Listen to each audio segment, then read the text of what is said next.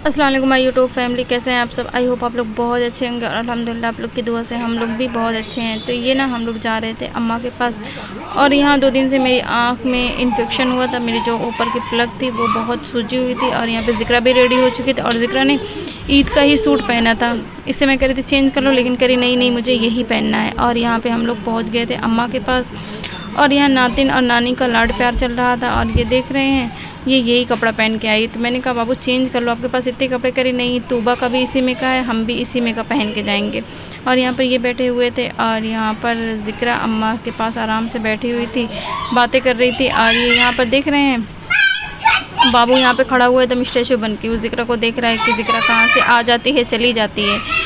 और यहाँ पे ज़िक्रा तूबा का वेट कर रही थी, तूबा थी नहीं, तूबा नहा रही थी, तो ये ऐसे बैठी हुई थी, तूबा का वेट कर रही थी। और यहाँ पर फिर मैंने नाश्ता निकाला क्योंकि इनको अभी जाना भी है और भैया लोग थे नहीं, उनको आने में टाइम लगता। तो मैंने कहा जाने दीजिए, आप नाश्ता कर लीजिए, क्योंकि सुबह से इन्होंने चाय भी नहीं पी थी। तो फिर इन्होंने नाश्ता किया और जब नाश्ता करके बैठे तो फिर यहाँ पे भैया लोग आ गए थे। यहाँ पे मेरे दोनों भैया आ गए थे, ये उबैदुल्ला, सब लोग आ गए थे। फिर यहाँ पे ये लोग बैठ के बातें कर रहे थे। और आसिफ भैया ने अभी अपना नया काम खोला है तो वो काफ़ी बिज़ी रहता है, लेकिन अभी ये यहाँ पे बैठे हुए थे। और फिर इसके बाद तूबा भी नहा के आ गई है। तो तूबा मुझसे कह रही थी पुप्पी आप जाएंगे कि रहेंगे। मैंने कहा नहीं हम कल जाएंगे। तो फिर कह रही नहीं मत जाइए ना, आप रहिएगा। मैंने कहा नहीं हम कल जाएंगे। और यहाँ पे मैं कह रही थी जाने तो आप मतलब ज़िक्रा को रोक लो। तो कह रही नहीं आप भी रहिए, तूबा भी रहिए। तो यहाँ पर यही हो रहा था। मैंने कहा नहीं तू ज़िक्रा तुम जाओ अपने बाबा के साथ। तो कह रही नहीं क्यों जाएगी ज़िक्रा यहीं पे रहेगी, ज़िक्रा जाएगी नहीं। मैंने कहा क्यों नहीं जाएगी, ज़िक्रा अपने घर जाए, आप अपने घर रहो। कह रही नहीं ज़िक्रा जाएगी नहीं, ना आप जाएंगे ना ज़िक्रा जाएंगी।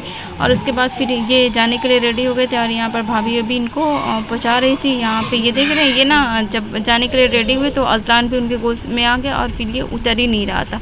इसको पता चल गया था कि हाँ ये लोग जा रहे हैं। और ज़िक्रा के पापा ज़िक्रा को बुला रहे थे, लेकिन ये उनके पास जा ही नहीं रही थी। इसको लग रहा था ना कि कहीं ये मुझे लेकर चले ना जाए। इन्होंने कहा नहीं हम आपको लेके नहीं जाएंगे। और ये ना यहाँ पे ये लगाया हुआ है क्योंकि अम्मा यहाँ से नीचे उतरती है, अम्मा को प्रॉब्लम है पैर में, तो इसीलिए रखा हुआ था कि अम्मा आराम से उतर जाए। और उसके बाद यहाँ पर ये चले गए थे और यहाँ पर ईदी बट रही थी। अम्मा सबको ईदी दे रही थी और ये भी बच्चों को ईदी दे के गए थे, तो यहाँ पे ईदी बट रही थी। और यहाँ पे ना मैं ज़िक्रा से चेंज मांग रही थी, मेरे पास चेंज नहीं थे। तो मैंने कहा ज़िक्रा मुझे चेंज दो, लेकिन ना ये अपना पैसा दे ही नहीं रही थी। और यहाँ पे भैया मुझे दे रहा था, यहाँ पे अम्मा दे रही थी और यहाँ पे ज़िक्रा बैठ के रो रही थी ना, इसलिए रो रही थी क्योंकि मैंने इसे 500 दे दिया था और इसे 100 का ले लिया था। तो ये ना इसका पैसा कम लग रहा था। कह रही थी नहीं मेरा पैसा ना कम हो गया, आपने मुझसे ज़्यादा ले लिया। मैंने कहा नहीं मैंने ज़्यादा नहीं लिया, बस मैंने चेंज लिया है। और ये मुझसे ईदी ना 500 मांग रही थी, मैंने इसको 100 दिया था। तो कह रही नहीं मुझे 500 चाहिए। और यहाँ पर अम्मा मुझे ईदी दे रही थी, ये अम्मा भाभी भैया सब लोग यहाँ पर ईदी दे रहे थे। यहाँ पे भैया दे रहा था।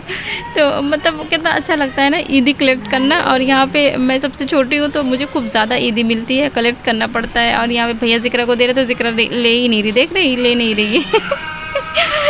एकदम बहुत गुस्से में है, लेकिन फिर इसने ले लिया। और यहाँ पे भैया बैठ के गिन रहा, देखो आपके पास इतने पैसे हो गए। और यहाँ पे मैं भी अपना देख रही थी। फिर ना उसके बाद खाना वाना खा लिया था और दोपहर में यहाँ पे अम्मा के पैर में दर्द हो रहा था। तो अम्मा तो बस करे तो थोड़ा सा दबाओ हमारे पैर। तो मैंने कहा ज़िक्रा आप भी दबा दो। और यहाँ पर ना ज़िक्रा का जो ज़्यादा ध्यान था वो पैर को छोड़ के वो अजलान खड़ा हुआ था उसको खिलाने में लगा हुआ था, ये देख रहे हैं।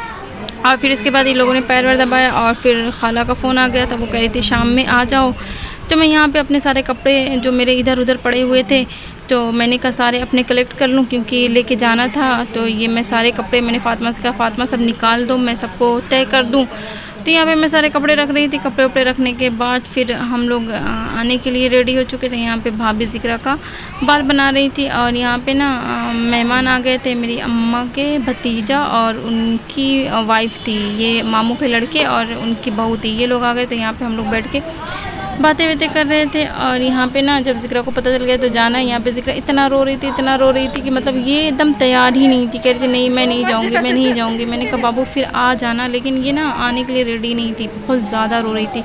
फिर भैया आया और इसको बड़ी मुश्किल से देख रहे एकदम कूद रही थी, बाइक पे बैठी नहीं रही थी किसी भी हाल में। और भैया इसको गोद में लेके बिठा रहा था, ये बैठ नहीं रही थी, एकदम कूद रही थी। मैंने कहा अच्छा बैठ जाओ चलो फिर हम आएंगे। और ये हम निकल गए थे, लेकिन पूरे रास्ते भर ज़िक्रा सिर्फ रो रही थी। ये ना किसी, मैंने कहा बाबू चुप हो जाओ, फिर आएंगे हम लोग, अभी हम क्योंकि कह रहे थे आपको तो सुबह में जाने के लिए बोले थे, तो अभी क्यों जा रहे हो ना।